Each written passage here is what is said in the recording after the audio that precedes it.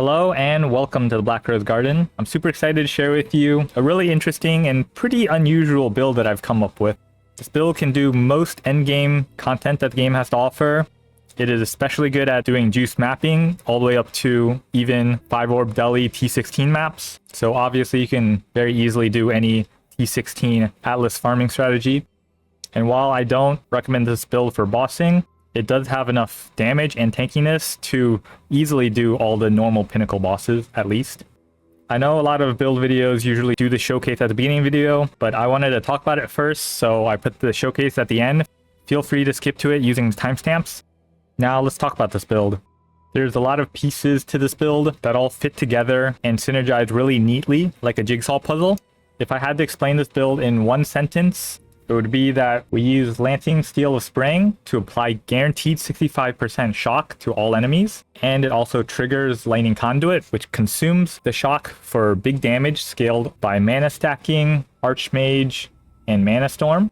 But Manastorm is a really awkward item to use, so I think the best way to explain any further is to go piece by piece in an order that'll make it the easiest for you to understand. But if you feel like this is too slow or too boring, you can feel free to skip to the next section in the video where I do what all other build videos do and just list out the gems and skills and items. Okay, so allow me to explain this build in detail. We'll start with Manastorm because this is the centerpiece of the build. The entire idea for this build started with me wanting to use Manastorm since it got a huge buff in 3.24 Necropsis League.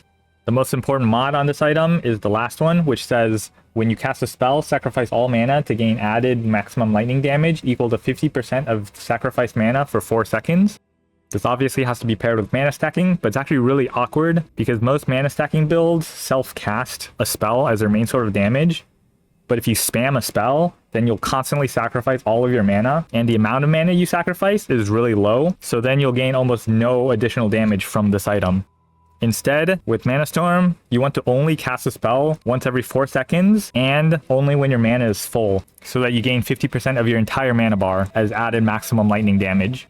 Unfortunately, Archmage only supports spells, so if you use Manastorm with mana stacking and then your main damage source is an attack skill, then you won't be able to support that attack spell with Archmage support.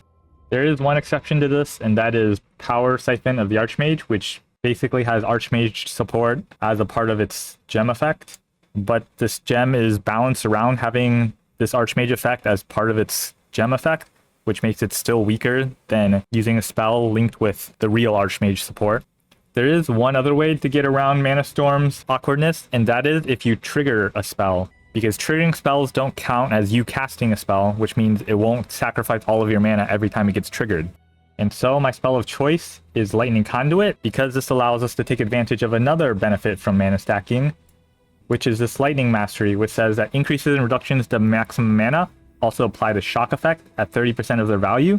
This mastery makes it really easy to guarantee max shock on any enemy. But another part of Manastorm's effect is that it adds maximum lightning damage without increasing the minimum, so effectively you're only adding approximately 25% of sacrifice mana, unless you find a way to make your hits lucky. There are really only 2 ways to make your damage lucky, and that's either with the Voice of the Storm or with Dance with Death. And I chose to go with Dance with Death because this also makes your critical strike chance lucky as well, which synergizes perfectly with the strongest way in the game to trigger a spell, which is with Cast on Crit, of course. But if you're familiar with Lightning Conduit, you'll know that Lightning Conduit has this line that says this spell's cast time is added to its cooldown if triggered, which means it triggers a lot less times per second compared to other spells.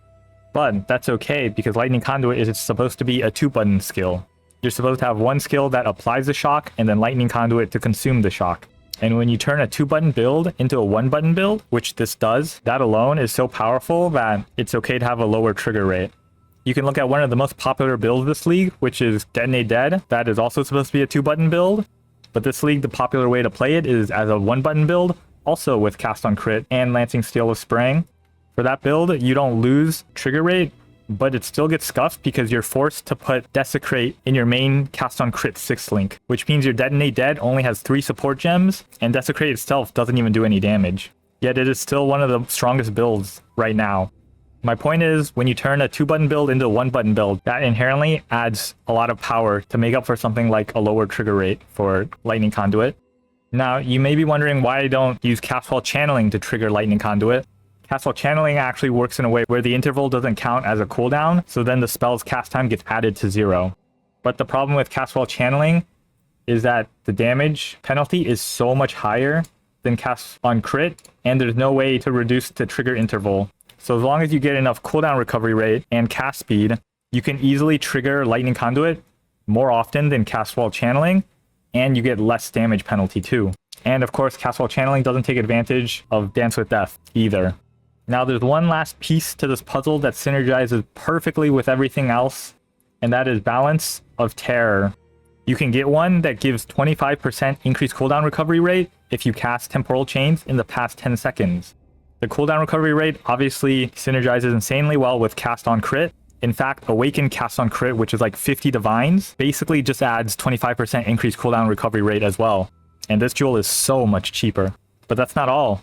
Balance of Terror requires you to cast a spell, but not very frequently, which is perfect for Manastorm, which also requires you to cast a spell, but not very frequently. So this build has a pretty unique play pattern where you only press one spell every 4 seconds, which we will alternate between Temporal Chains and Arcane Cloak. And if you do that, then you'll get massive damage for a 1-button Lightning Conduit. This play pattern might sound awkward at first, but once you get used to it and it becomes kind of like muscle memory, then it actually feels pretty smooth. And I've set up this build to make that play pattern as easy as possible, such as Enduring Cry will trigger approximately every 4 seconds, so that it'll be a visual indicator for you. And your Mana Flask will last about 4 seconds as well. So you basically don't need to press any other buttons outside of the 4-second intervals. Let's talk about the strengths and weaknesses of this build, because even though this build is really cool and really unique, it obviously isn't meta or overpowered, so it definitely has a lot of weaknesses. I'm not going to pretend that this is like a perfect build that can do everything. But first, let's start with the strength. Obviously, there's 1-button Lightning Conduit, which is pretty cool on its own, and it makes playing Lightning Conduit really smooth. Second, this build is pretty good at mapping, and your clear field's really good because Lancing Steel of Spraying just hits everything and triggers Lightning Conduit on everything, and everything just dies. You do a lot of damage. But now let's talk about the unavoidable weaknesses. The first one is the playstyle. It's definitely not for everyone. You have to make sure you press either Temp Chain or Arcane Cloak exactly like every 4 seconds, along with your Mana Flask.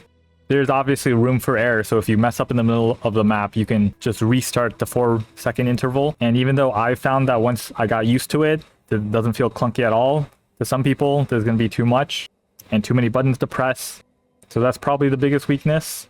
But unfortunately, that's a weakness that all Manastorm builds have to deal with. And another one that all Manastorm builds have to deal with is not being able to use an instant blink movement skill like Flame Dash or Frost Blink. So our only move skill is Shield Charge, which makes it really, really bad for dodging boss mechanics. We also get a lot of benefits from on-kill effects like Onslaught and Frenzy Charges, Flash Charges, and Manastorm gives us mana gain per enemy killed, so we lose all that, which also makes bossing worse. The last major weakness of this build that I want to talk about is that you don't have very much spell mitigation. So obviously we're on the wrong side of the tree for spell suppression, and then we can't take Tempest Shield either, so we don't have spell block.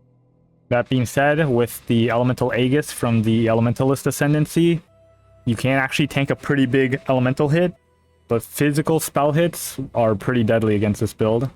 In mapping, these are rare, so it's not that big of an issue for mapping, but you will randomly get one shot sometimes. It's a much bigger problem when you're bossing. But to be completely honest, most players in Path of Exile aren't bossing all the time, especially this league. Bossing is, I think, less profitable than in previous leagues. Now I want to go over the defensive layers that we have. First of all, obviously, we cap all of our elemental resistances and our chaos res. We get cap block from the shield, plus glancing blows, plus these block nodes on the tree. We're mana stacking, so obviously Mind Over Matter is a huge defensive layer, along with Arcane Cloak. We also take Agnostic to use our mana to recover life really quickly if we don't get one shot. Then against elemental damage specifically, we have the Elementalist Ascendancy for Bastion of Elements. On this build, you get about 2.6 to 2.7k shield. For physical damage mitigation, we have obviously Lightning Coil to convert a lot of it into Elemental. You can take a Taste of Hate for even more Fizz converted elemental. And then on top of that, you get physical damage reduction from endurance charges that come from Enduring Cry. Then we also get a lot of physical damage reduction from Soul of Lunaris, as well as this minor node. And then lastly, we also get this Sublime Vision, which applies a pretty big sap on all enemies that causes them to deal a lot less damage. I guess I also want to add that Lancing Steel spraying itself actually lets you play pretty safely, because you can drop the orb and then run around and dodge, and it'll keep spraying out projectiles, which will proc your cast on crit. Okay, now it's time for the section where I just list out the gems and briefly explain them. If you're confused at any point about why I have a certain gem or item, then I suggest you go back and watch my first section of the video where I explain in detail the most important interactions of this build. So first, we of course have Lancing Steel linked with Cast on Crit, linked with Lightning Conduit.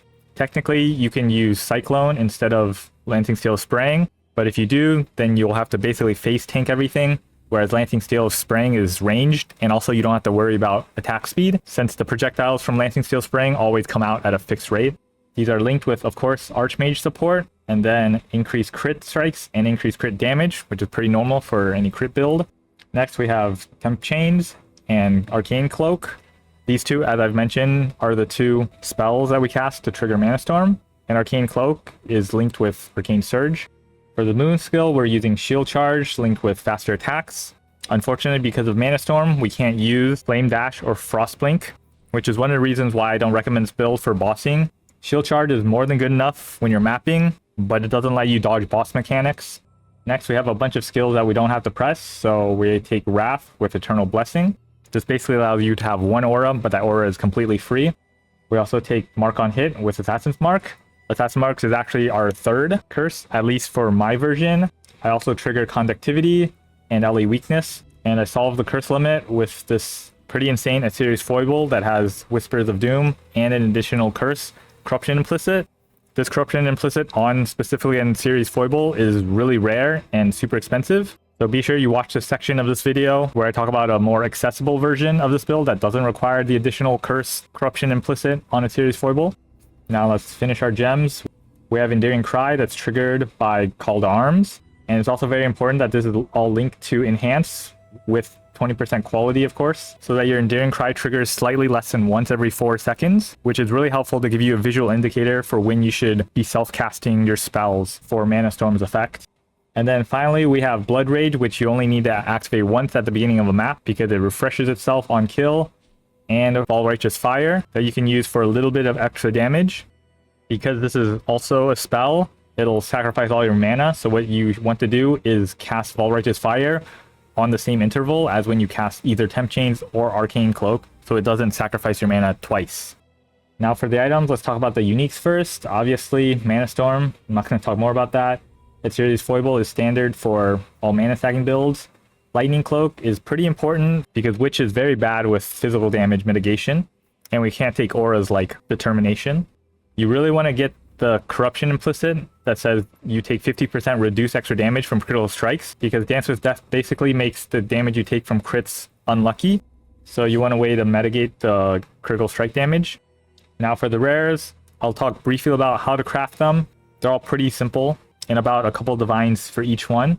The weapon, you want a one-handed thrusting sword for the global crit multi implicit. And then to get exactly what I have, you have to self-fracture either cast speed or increase spell damage from an essence, because both of these mods don't naturally roll on one-handed swords. In the accessible version of this build that I'll talk about later, I'll show you how to make a slightly worse weapon that doesn't require self-fracturing, because self-fracturing can be really expensive and really painful. After you have the fracture, you just spam the other essence, so either spell damage or cast speed, until you hit global crit multi without any other mods, and then you benchcraft multi-mod, hits can't be evaded, and gain lightning as extra chaos damage. Now, since this is a lightning cast on crit build, you might be wondering, well, why am I not running Mjolnir? And the reason is because you have to sacrifice too much other stuff in order to first hit the strength requirement, and second, get enough accuracy. So you really just want to craft hits can't be evaded to instantly solve all of your accuracy problems. Next, for the 2 rings, you want 1 curse on hit on each ring, assuming you get your curse limit to 3 with this Assyrius Foible. If not, you only need 1 curse on hit ring, and the other one can just be a stat stick. So for the conductivity on hit ring, the easiest way is actually to get the synthesis implicit with conductivity on hit, since it's pretty cheap. And then you can spam the essence that gives cast speed until you hit life, mana, and res. Remember, you can always bench craft the last mod. Then the other ring is a little harder to craft since LE weakness on hit as a synthesis implicit is really expensive. So instead we get the LE weakness on hit Hunter Influence mod, and then you Awakener's Orbit with a Warlord's Global Crit multi on an Amethyst ring for extra chaos res. Then because both the LE weakness on hit and the crit multi are both suffixes, you can craft suffixes cannot be changed and then reforge life. Or even better, if you have an open suffix slot, you can do suffixes cannot be changed, reforge chaos for chaos res. Remember that if your suffixes are filled, you can beastcraft using the Wild Bristle Matron as a cheaper version of getting suffixes cannot be changed. For the gloves, the Necropolis Gravecrafting mechanic allows you to get global crit multi, and because it's gravecrafting, getting it fractured is really easy too. So you can buy this base for pretty cheap, and then you spam Essence of Envy for chaos res until you get life, mana, and resistance. Remember, you only need to hit 2, and you can benchcraft the third one. The Eldritch implicits are really important. You need lightning exposure on hit, since it gets boosted with the Elementalist Ascendancy, and then Unnerve on hit is also big damage. Then the boots is probably the most expensive craft because you need elevated cooldown recovery rate unless you get the influenced cooldown recovery rate mod on your belt, which I don't do because that influence mod on your belt makes the rest of your belt a lot harder to craft. So I think it's a lot better to get elevated cooldown recovery rate on your boots. Then you Awakener's Orbit with the Redeemer mod that gives increased effect of non-damaging ailments. This one does not need to be elevated. And the base should be preferably Fugitive Boots for Chaos Res implicit. Then, because the cooldown recovery rate and non-damaging ailments are both suffixes, you can do suffix cannot be changed, reforge speed to guarantee movement speed. And then you're hoping to get either life or mana, and then you want to benchcraft the one that you didn't get. For the belt, you want a Stygian Vice with fractured increased mana recovery rate. This mod reduces the time of your flask so that it goes from 5 seconds to slightly under 4 seconds, which is optimal so that you've pressed your mana flask on the same interval as you cast Temp Chains and Arcane Cloak. Then for the rest of this belt, I just spammed Essence of Envy for Chaos Res until you hit life, mana, and a res. This time you do need to hit all 3 because you have to benchcraft the 12% increased cooldown recovery rate. Based on my POB calculations, this is exactly enough to get you to the next breakpoint for a cast on crit. And lastly, for the flasks, you want instant life flasks with bleed immunities is pretty standard. The mana flask actually needs to be really good, so you can buy a 30% quality divine mana flask for pretty cheap. And then the prefix you want to roll is increased amount recovered and increased charges per use. The tier 1 version of this mod is called Gypsum, but this is actually really hard to roll, and it takes like a few hundred alterations to get it. So you can consider using the tier 2 version of this mod. And then for the suffix, you can beastcraft freeze immunity, or if you choose to take Soul of the Brine King, then you can craft ignite immunity. This third flask should be a Quicksilver flask if you're just running any T16 Atlas strategy. I have Taste of Hate here to just be a little bit more tanky. And lastly, we have, of course, Bottled Faith, which is pretty standard for crit builds, and a Diamond flask. The prefix doesn't matter too much, but the suffix, you definitely need one cast speed. Now let's talk about the passive tree. Oh yeah, I took off my Ascendancy node for the teaser. Let me put that back on, and we'll start with the Ascendancy. Obviously, Shaper of Storms is the most important Ascendancy point, as this is what allows you to guarantee maximum shock onto all enemies. Then the rest is pretty standard with Mastermind of Discord, Heart of Destruction for extra damage, and then Bastion of Elements for defensiveness. The shield it gives you is actually really big at like 2600, so you can tank a lot of elemental damage. And then for the rest of the tree, we take mostly life and mana and lightning damage. These 2 lightning masteries are very important. This one I talked about earlier is what allows our shock to scale with our mana. And then this one increases the maximum effect of our shocked, which is really important for Lightning Conduit to get more damage. And then of course we take the power charge nodes because of the crit build. Our ways of generating power charges is through Assassin's Mark and this node. So you'll always have max power charges when you're mapping, but against bosses, unfortunately, it'll take a while to build up your power charges, which is another reason why I don't recommend this build for bossing. We also take this mastery that lets us be shock immune while at maximum power charges. In our dual socket, we take Brutal Restraint here, and you specifically need Asenath so that you get Dance with Death, which turns off your helmet but gives you lucky crit and lucky damage, which are both incredibly good for our build. Brutal Restraint also gives a ton of dexterity because we take so many nodes within this radius. And also you want to make sure you get one that gives Onslaught on kill onto one of your nodes that you take. If you don't know how to search for specific mods given by Timeless Jewels on Path of Building, then there are a bunch of other good videos that explain that. So the most important mod you want is Onslaught on kill, and then ideally after that you get increased elemental damage or attack and cast speed, like here. Then moving along the passive tree, we come here.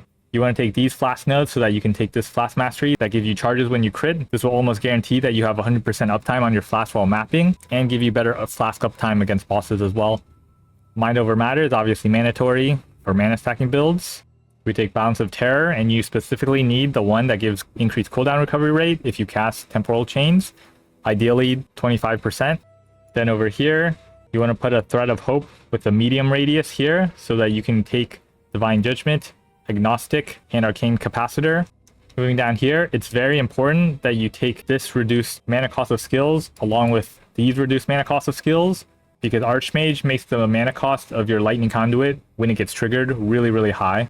Then I take Glancing Blows and these block nodes to cap my block, along with a lot of additional elemental resistance. Over here, we just take mana, elemental damage, and then in this jewel socket, we put Parandus Pact specifically for mana. This in combination with a Natural Instinct gives a ton of mana, because Parandus Pact adds +5 to maximum mana to all these nodes, and then a Natural Instinct gives us the stats from these nodes, so we get +5 to maximum mana from all these nodes that we don't take here. You actually want to make sure you don't take this small node, because I have the guard skill set up to be off cooldown at around 7 seconds, so that it works out perfectly with the time interval of pressing Arcane Cloak every 8 seconds. You can see my play pattern section if you're confused about what I'm talking about. Then the last part of our tree would come down here, and you take Unwavering Stance so that you don't need to take Soul of the Brine King, and instead you can take Lunaris for more physical damage reduction and other damage mitigation. But remember, if you do this, you need to get Freeze Immunity as a suffix on your mana flask. Lastly, in this jewel socket, we have Sublime Vision so that you always sap, since we are always affected by Wrath. The sap will always be 20% since we scale so much increased effect of non-damaging ailments. Unfortunately, this league, this Sublime Vision jewel is really expensive. So if you feel like you don't need the extra tankiness, you can get a Watcher's Eye with a Wrath mod like Lightning Penetration for a lot cheaper. So you can actually get quite a lot of tattoos because you actually take way more intelligence nodes than you need. And so you can replace them with either Chaos Res tattoos to cap your Chaos Res, or Lightning Res tattoos to cap your Lightning Res. And with whatever remaining ones you have, you can take 5% increased lightning damage. Even though Intelligence does in fact give mana, getting 5% increased lightning damage is still more damage than just 10 Intelligence that the node normally gives you. And I even took 2 Fire Res tattoos for strength in order to cap my Fire Res. But basically just use it to cap Res, and then whatever leftover Intelligence you have, use it to get extra lightning damage. For your Bandits, of course, you kill all, so you get 2 additional passive points. And then for your Pantheon, I went over a little bit, allow me to go through all of your options. For the major Pantheon, I recommend taking Soul of Lunaris, especially for mapping, but this requires you to take Unwavering Stance on the passive tree and Freeze Immunity on your mana flask. If you don't get both of those things, then you have to take Soul of the Brine King. And then for the minor Pantheon, this one that gives additional physical damage reduction is the best one most of the time when you're getting hit a lot while mapping. But if there's Burning Ground and you find yourself dying to Ignite a lot, you can also take this one. Okay, now I want to talk about the play pattern, or the buttons you want to press, or your timing interval. I know I've talked a little bit about this in previous sections, but this is putting it all together.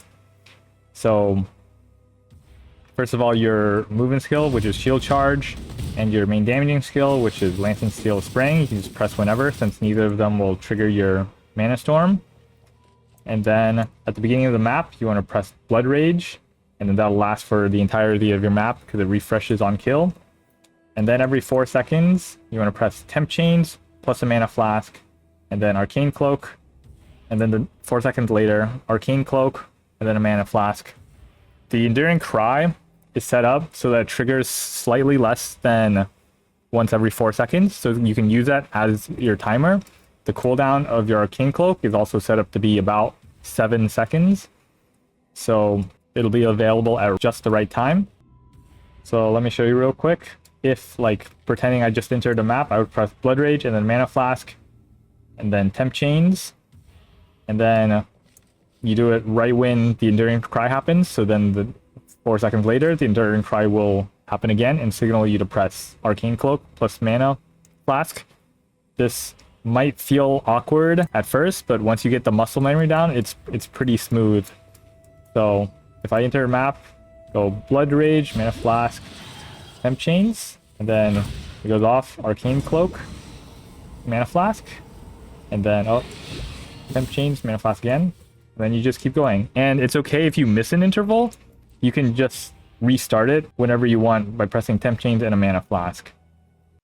Okay, I'll briefly go over the path of building, since I've already talked about pretty much everything on here. The tree I've gone over, the skills, and the items I've all gone over. So you're probably looking at the damage number here of the 20 million. And then if you include the damage of Lancing Steel Spraying, it's like 22.5. I'm going to be honest with you. This is not the realistic consistent damage. This is simply your maximum damage. And oh, by the way, this is indeed pinnacle boss damage, because I think doing any other option is just straight up inflated damage. So this 22.5 million DPS includes things like having Convergence from the Elementalist, having Arcane Cloak up, although you do have Arcane Cloak active like 60% of the time, and the thing that you have the lowest uptime on, which is Ball Righteous Fire. That increases your damage a lot. So this is your maximum. Obviously, this is what I want to show by default on the POB, but I will show you what the consistent damage looks like and also what the bossing damage looks like, because you actually gain a lot of power from on-kill effects. So starting with your DPS that you have 100% uptime on, we'll turn off All Righteous Fire, we'll turn off Arcane Cloak, we'll turn off Heart of Destruction, and then lastly we'll turn off Consecrated Ground, because you only get this like at the moment that you activate Bottled Faith. All of the other settings here either don't affect damage or you have 100% uptime on it. So you're running around with about 9.5 million DPS. This is still pretty good and definitely enough for you to do any T16 mapping strategy very comfortably. But now let me show you what bossing DPS looks like. We'll need to turn off all the on-kill effects, so we won't get frenzy charges. We will still get power charges. We will still get endurance charges. We lose onslaught, very importantly. You can turn this off, turn this off. I don't know if all of these things affect it, but we'll just assume. I think that's about it. So your bossing DPS is about 7.5 million, which is still perfectly fine for normal pinnacle bosses, but on top of not having an instant blink movement skill, I definitely would not take this to do uber bosses and even T17 maps. Running through the map, this build is very good at, but the boss at the end is a struggle. Now I want to go over a few little tricky things about the POB if you were going to make your own or like import your own build. So first of all, with Lancing Steel Spraying, you want to select all projectile hits instead of single projectile hit. While technically not all of your projectiles hit a monster, I would say most of them do, especially if you're standing close to them, and your damage numbers will go up when you do that. Also, Parandus Pact doesn't work for mana, so you have to do a custom mod to add the mana that you gain from Parandus Pact. Also, Balance of Tower, you want to actually turn off Temporal Chains, as I've done here, and then input the increased cooldown recovery rate manually as a custom mod here, because if you have it turned on here, then it counts towards your curse limit, so it'll turn off one of your other curses, and that'll artificially lower your damage, when in reality you're not really applying temporal chains on any enemies, or even if you do, it gets overridden by your triggered curses very quickly. Next, your mana recovery number is going to look scuffed unless you turn on this always on full life, because if you turn it off, then it'll assume that Agnostic is permanently draining 20% of your mana, which is almost never accurate. So you want to turn this on just for the sake of net mana recovery. This doesn't affect your damage at all. Also, make sure your shock effect, you have to type in manually the 65% because it assumes 50. One thing that you can notice with the PoB is if I change cast on crit to awaken cast on crit, I actually barely gain any damage increase. And this is because we don't hit the next trigger breakpoint for cast on crit. And this means that you actually don't need awaken cast on crit in order to be optimal. Although technically, if you get a lot more cast speed or more cooldown recovery rate, and you're able to go over the next breakpoint for cast on crit, then the awaken cast on crit will have an effect. But you'll need so much CDR or cast speed that you're probably not going to get to that next breakpoint, even with awaken cast on crit. And that's pretty much everything for the path of building. That's linked in the description below. I want to talk just briefly about leveling. I personally leveled with Armor Brand Cremation. There are tons of guides and videos out there talking about that leveling build. Or you can level with something like Spark or Stormbrand so that you can take the lightning nodes early and then you don't have to respec out of them. Since it's not like a league start build and it's not a cheap build by any means, even if you go with the accessible version that I'll show later in the video. So by the time you have enough currency to actually make this full build, you'll also have enough currency to do whatever twink leveling build you want. I want to talk about an accessible version of this build. The PoB and what I've been showcasing is just exactly what gear I have, but some of the gear that I have is not only expensive, but also really rare. So even if you have enough currency, you might not be able to find it on the trade website.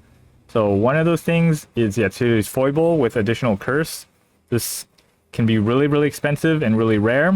So if you don't get this corruption implicit that gives additional curse, then your curse limit will be 2.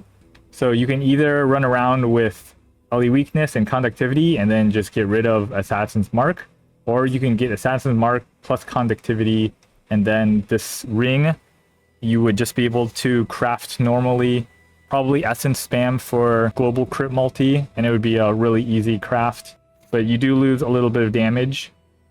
The second thing is this weapon. As I mentioned earlier, the cast speed and spell damage, which you need either one of those to be fractured, those don't roll naturally on one-handed thrusting swords. So fracturing it yourself is pretty expensive, especially if you're unlucky, and you definitely don't need it. So what you can do is just spam the essence that gives cast speed until you hit a high tier global crit multi, and then you just bench craft, hits can't be evaded. There's actually a crafted mod that gives like 40 to 50% spell damage and gain 3 to 4% of non-chaos damage, adds extra chaos damage. So you can just bench craft that, and it's a slightly worse weapon, but it's way, way cheaper. All of the rares are pretty easy to craft yourself, so I don't think you need replacements for those. On the passive tree, let's see, the most expensive one is this Sublime Vision, which causes enemies to do 20% less damage to you, which is a pretty important defensive layer. But if you don't have the currency for that, you can just not take this and take a Watcher's Eye that has a wrath effect, like lightning penetration or something, and that works. You'll just be slightly less tanky. So for this Brutal Restraint, you want to make sure it has Asenath so that you can get Dance with Death, but it does not need to be 6607. I just found that 6607 is the best one. You can get any one of them that has Onslaught on Kill, and the other mods on the notables don't really matter. And then the last super expensive item on this build is Bottled Faith. This build is perfectly functional without Bottled Faith. You would obviously just lose a bit of damage. One last thing I want to talk about is that you can actually replace Lightning Coil with the Cloak of Flames. This will make capping your resistances a lot easier since Cloak of Flames gives fire res, whereas Lightning Coil removes lightning res. So that allows your rares to be a lot worse. Although you should still try your best to fit in Lightning Coil, because an additional 10% physical damage taken as elemental damage is really big, since there's not that many ways for this build to mitigate physical damage. Alright, welcome to the showcase section of this video. I just want to talk about a couple of things at the beginning of the showcase. The first is that if you notice, I don't have a single point in my Atlas tree. I did this because there's a lot of things you can take on the tree and with scarabs that make the maps easier, most notably shrines. but also things like Nico, Einhardt, and Huck. I wanted to show that this build can run these maps without getting power from the Atlas tree. The second thing is, I know T16 5-orb deli maps are not super popular farming strategy right now, nor does this build really farm that difficult of content like super comfortably, but I just wanted to show that this build does in fact have the damage and tankiness to at least be able to run them. And the same with T17 maps. I do not recommend taking this build into T17 maps because fighting the bosses without a movement skill is pretty painful, and that's why I chose like the easiest T17 boss. And I think that's everything, so enjoy the rest of the showcase. Bye!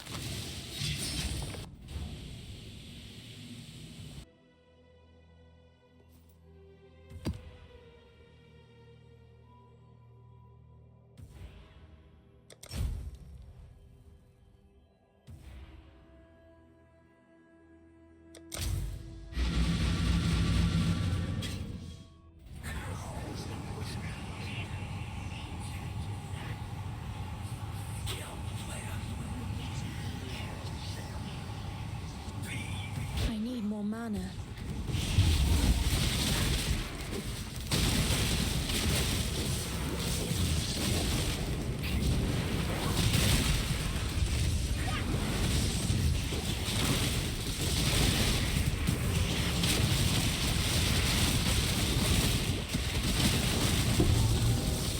When I'm ready and not before.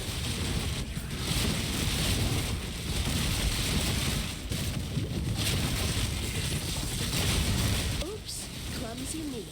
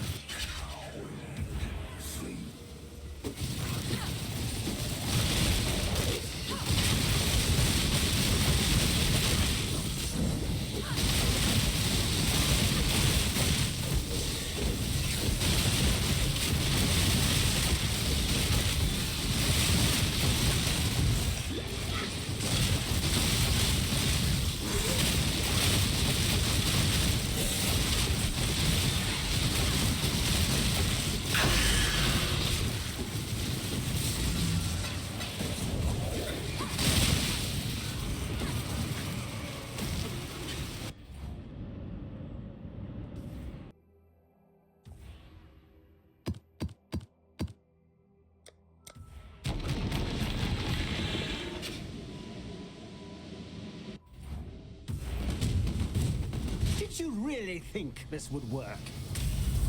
Sirus, please, we want to help you. Don't do anything hasty. Destroying you is as easy as flicking a pest. No! Sana! Kirak! How boring and small. You want the Atlas? Take it. It's yours. But Oriath, I will burn to the ground. Perhaps the suffering of my fellow citizens will finally stir something.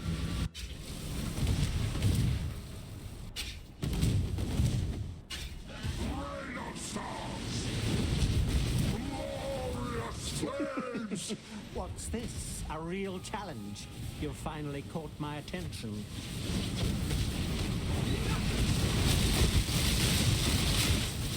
Die.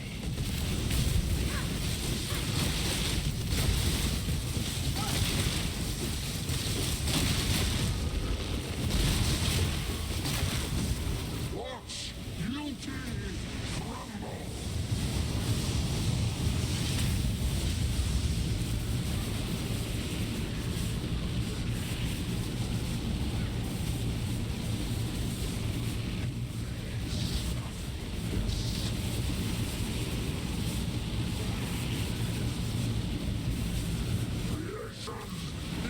The others found strength in their projections. They became reliant on them. I am not so foolish. Die. Be silent.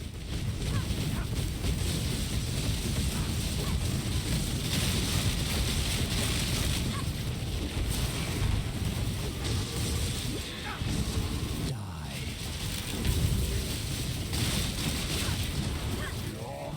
There's only horror. Why run? What's the point?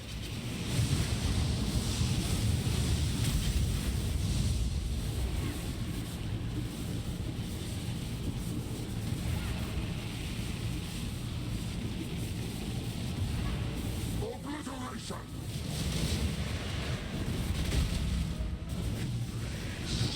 Is life really interesting enough to warrant all this pain?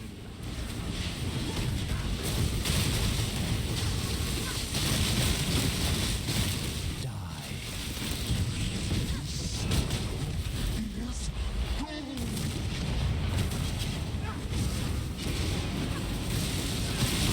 Die. This city is nothing!